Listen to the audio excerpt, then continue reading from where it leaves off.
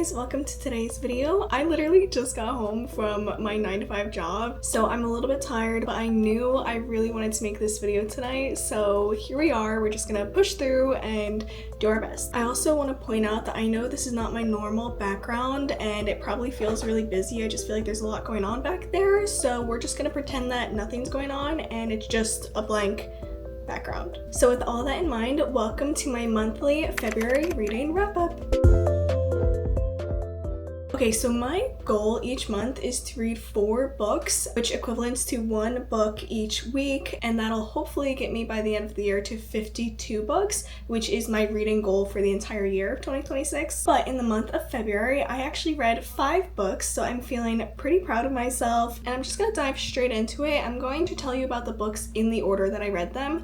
In this list, I do have 2 Christian or faith-based books, so that was really cool to kind of get through. That was one of my goals for this year in general, is to read more faith-based books because I really want to work on strengthening my spiritual life with the Lord. But that's only 2 books. The other 3 are just regular fiction or fantasy or romance, whatever the case may be. So I'm gonna just dive straight into it. The first book that I read in February was Mother of Death and Dawn by Carissa Broadbent. You can tell by this book, like, take a look at it. This book is thick. This is a big book. This is a 700 plus page book, so this is a very long book.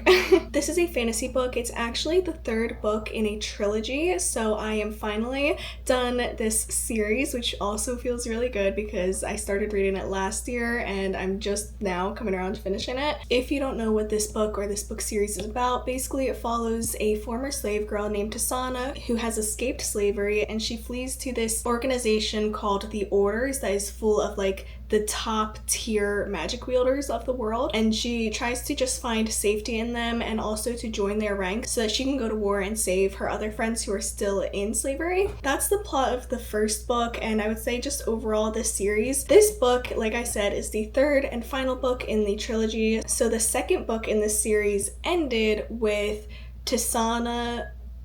I don't want to say any spoilers.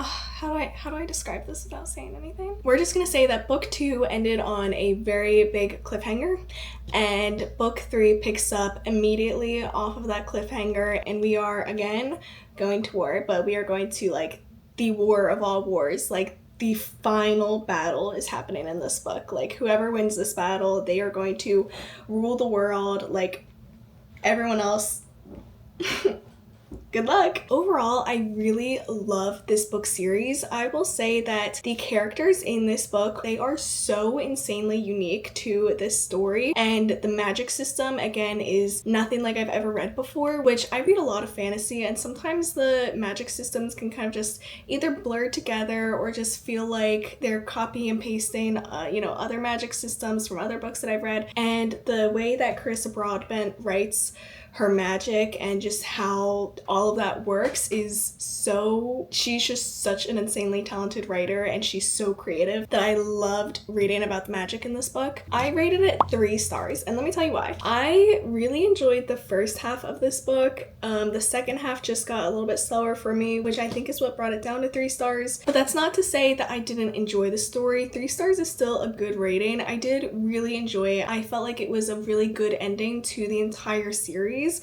and so that's always a plus because I felt very satisfied with the ending. I loved diving more deeply into the characters and their stories and their backgrounds, and the fighting sequences were insane in a good way. Like, totally, almost like unreal. Obviously it's a fantasy book, so of course it's gonna be unreal, but you know what I mean. So I gave that one 3 stars, and we're gonna move on. The second book I read in February, I actually don't have a physical copy of because I read it on my Kindle, so I'm gonna put it over here somewhere, but it's called Reggie and Delilah's Year of Falling. This is a romance book. I mostly read it actually because my book club picked it as the book to read for that month, and so I had to. But the premise of it was actually really exciting. It's a YA romance that basically follows our 2 main characters, Reggie and Delilah. We do get both of their POVs, which was kind of cool, but basically Reggie and Delilah are both secretly really insecure within themselves, but they put on this persona to the outside world that makes them seem like they're confident and they know what they're doing and they have everything together. And coincidentally, Reggie and Delilah are complete strangers, but they keep meeting each other on major holidays throughout the year. So they meet on like New Year's Eve,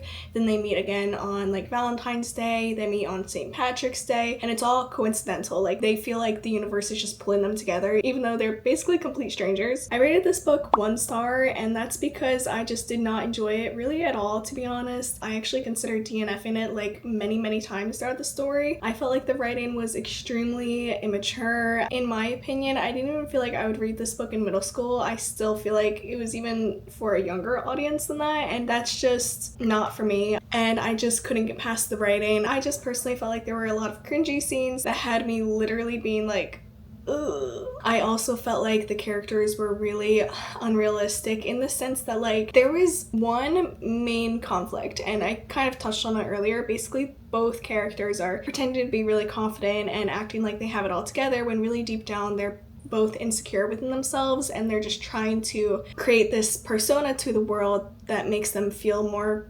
comfortable with themselves, I guess. And when they start to uncover that about each other, obviously that's going to bring a lot of problems within their relationship. And I felt like the way that they handled those problems was just so like immature, and I don't know, I just couldn't get past it, so I gave it 1 star. And now we'll move on to the next book. The third book that I read in the month of February was Stop in the Name of God, Why Honoring the Sabbath Will Transform Your Life. This is by Charlie Kirk, which I know that's going to be very controversial, but this is one of the 2 faith-based books that I read this month, and I felt like it was so powerful. I'm just gonna start off by saying that I gave this one 5 out of 5 stars. Basically, he just talks about why honoring the Sabbath is so healthy for us as humans and especially as Christians, and he basically like breaks down both sides of the argument that we are or we aren't bound to the Sabbath anymore after Jesus Christ died on the cross for our sins, because we know that when he did that, he fulfilled the old law and we are no longer bound to that, and he gives us a new covenant instead. So he kind of just breaks down both sides of that argument and lets you decide for yourself whether or not you want to honor the Sabbath. And I will tell you that this book made me think a lot. I went into this thinking that I knew the answer he was going to lay out in front of me, and I was totally 100% wrong about that. I will also say that besides him just giving me so much to contemplate in my own spirit and my own relationship with the Lord, I felt like his writing was so beautiful. He puts humanity in such a unique perspective that just shows how much God loves us and how much he cares for us in a way that I always knew in my head, but I feel like I never really got the depth of it in my heart, if that makes sense. And this was perfectly explained. Beyond anything, I would recommend all Christians read this book. I think it was such a powerful read, and it'll give you so much to think about in your own life and your own journey with the Lord. Okay, moving along, the 4th book that I read in the month of February was People We Meet on Vacation by Emily Henry. I rated this book 4 out of 5 stars. I really enjoyed my time here. I actually read it really fast. I think I only read it in like 3 or 4 days because I was just enjoying it so much. And I will tell you that this is the perfect book to read in summer, or even to get you ready for summer coming soon. This book gave me all the summer vibes, and it's February right now here in New Jersey, so it's pretty cold and it's just like cloudy and like gross outside. So this book made me feel so bright and sunny on the inside, and I very much appreciated having just a little glimpse of summer for a few days while I read this. If you don't know what this book is about, basically it follows 2 childhood best friends named Poppy and Alex who have been the bestest of friends for years. And so they have a deal going on that every summer they will take a week to vacation together. They are strictly friends though. There's never been anything romantic between them, which was actually really cute to kind of see unfold, just like their friendship. I just thought it was really cute. Anyways, when we start the book, we don't know what happened, but we know that something happened on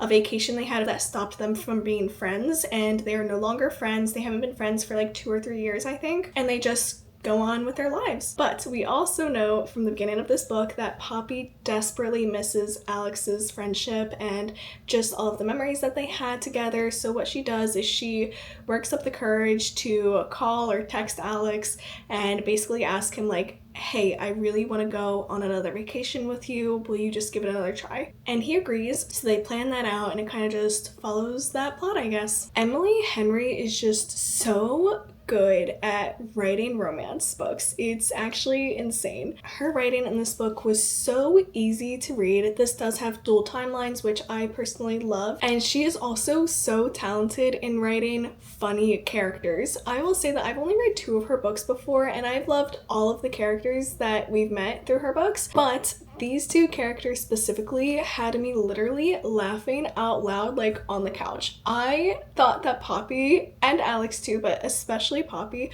she was so freaking funny. I laughed so many times throughout this at just little comments she made or little thoughts that she had. I want to be like best friends with Poppy. I think in my review on Goodreads, I wrote that this book was pure joy, and I stand by that. It's just a ray of sunshine that hits you in the face in the best way possible. So I would highly recommend this book. I loved it. It was fairly clean. I think there was only like 1 or 2 scenes that I kind of just like either skimmed over or skipped completely. So it was for the most part clean. I don't know what else to say. I loved it. The 5th and final book that I read in the month of February was The Screwtape Letters. This is the 2nd Christian / faith-based book that I read this month, and let me tell you, 5 stars. 5 stars. Yes, I did give this book 5 stars. If you don't know what this book is about, it basically follows our main character, Screwtape, who is a demon, and he is writing letters to his nephew, who is also a demon, in charge of securing the damnation of a man's soul. So basically Screwtape has more experience in this than his nephew, and so he's kind of just writing letters of advice like, hey, you should do this to get him farther away from the Lord. You should plant this little seed of thought in his mind or in his heart that will have him doubt God's goodness, things like that. And he kind of just breaks down to his nephew on how he can secure the damnation of this man's soul. It really is like nothing that I've read before. Very, very unique and very heavy hitting, if that makes sense. This book made me think a lot about my own emotions and sometimes the thoughts that I have that I know are just not from God. I'm actually filming a whole reading vlog on me reading some Christian books, and this book is included in that, so I don't want to give away too much, but I loved this book. I felt like it was so powerful in a way that I know the enemy hates. And it was so crazy to see how demonic spirits can influence us. Just whether it's the thoughts that they plant in our head or the little things that they whisper on our shoulder. And it really made me think about what I allow into my heart and what I need to stop allowing into my heart, if that makes sense. I would highly recommend this again to any Christian who wants to dive deeper in their faith if you haven't read it already. I loved it, and it was very eye-opening. I feel like that's a good word for it. Very, very eye-opening to my own life. Okay, I think we're done. Those are the 5 books that I read in February. If you have any suggestions for me, please comment them down below. I am always looking for new suggestions and new books to read, so I would very much appreciate that. Also, don't forget to like this video and subscribe if you liked it, and I'm gonna end this video here. I love you. I'll see you on the next one. Bye!